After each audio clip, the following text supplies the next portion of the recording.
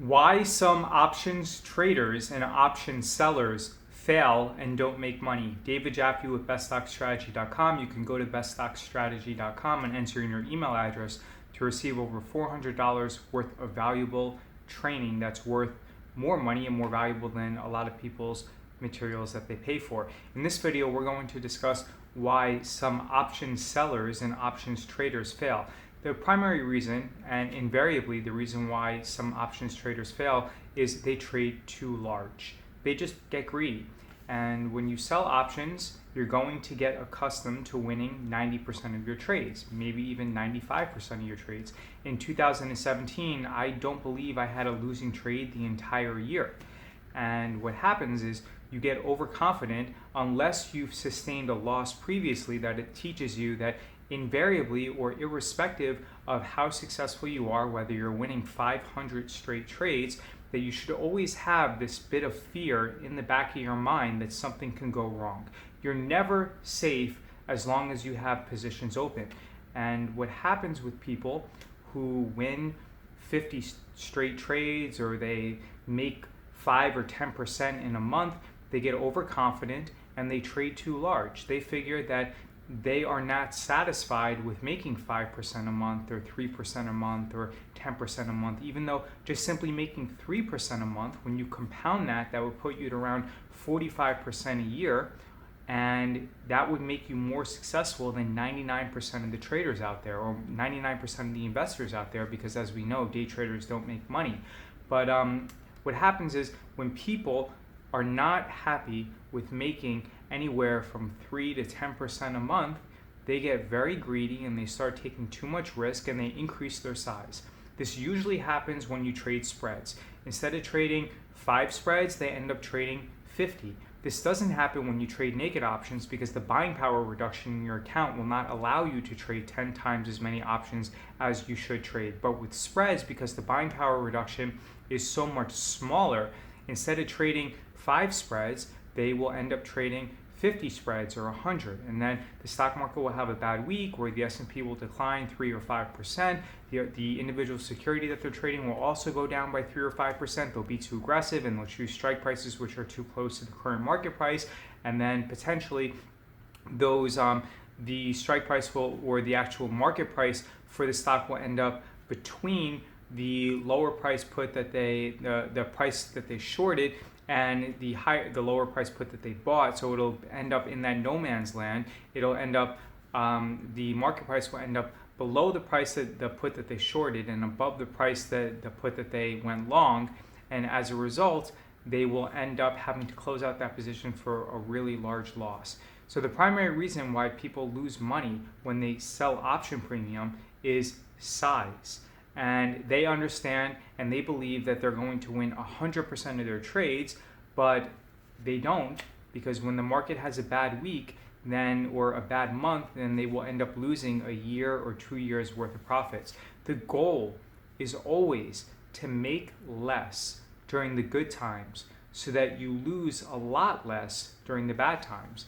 And what's a really bad time? Something like December of 2018. When all of your existing positions that you put on in November of 2018 would show you a loss. Why? Because the VIX increased from 15 to 36. That means that by the VIX going up by around 150%, all of your existing positions that you potentially sold for, like, let's say you were selling a 130 put on Facebook and you collected $2 of premium. In December, with the VIX increasing by 15 to 36 and volatility and fear increasing so substantially, that same $2 strike price, or that same $2 of premium that you received for selling the 130 strike on Facebook is now currently trading at around $6. As a result, you are going to show a $4 loss or $400 per contract on that specific trade. Now, if you don't have the requisite buying power, your broker is going to force you to close out that position at a major loss.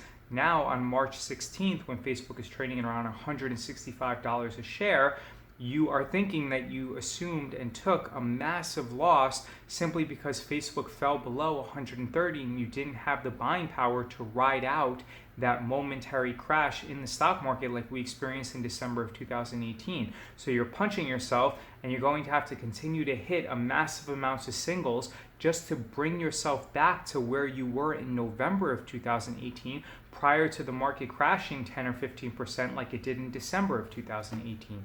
So again, the biggest lesson that I can teach you is that you should not get greedy, you should not get complacent, and you should always strive to make less during the good times so that you can lose a lot less during the bad times. Because the primary reason that stock options traders and stock options sellers lose money is invariably because they trade too large and they get greedy, and the size that they assume is way too large for their account, and then they'll have a situation like I discussed earlier where they'll make a very high probability trade like selling a 130 strike put on Facebook or a 135 strike put on Facebook, and let's say Facebook at that time when they made that trade was trading at 150, and then a week goes by and Facebook is below 130, and then suddenly they are issued a margin call by their broker and they can't meet the call, so they have to force themselves to close out those positions at a major loss, because when they receive $2 a premium to sell the 130 put, now that strike, or now that to buy back that strike, they would have to pay $6, and whereas people who are very disciplined are able to ride that out and simply roll that position forward into like January or February or March, and therefore give Facebook time to appreciate in value to 140, 150, 160, even 170 like it was trading last week. Instead, the people who trade too large are having to close out those positions for massive losses. So remember, there is no quick and easy money in the stock market. You must learn a valuable skill. Please like, comment, share, and subscribe to this channel. If you have any questions, leave me a comment or a question below and let me know what your thoughts are for why you believe the number one reason stock option sellers lose money. I respond to everyone.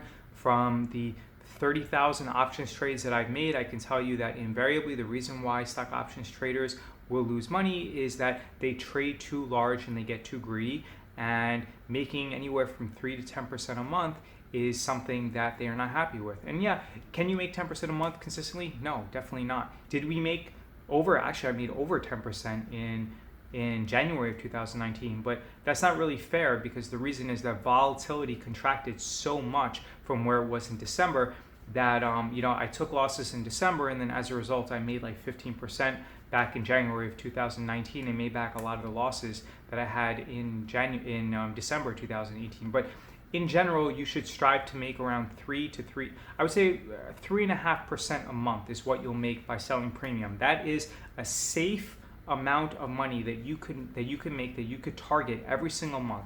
If you're making even 4.5% or 5% a month by selling options, then I think that you're taking way too much risk. From the sweet spot, based upon my experience that I've seen from making tens of thousands of options trades, the sweet spot that you should target is to make around 3.5% every single month by selling option premium on average.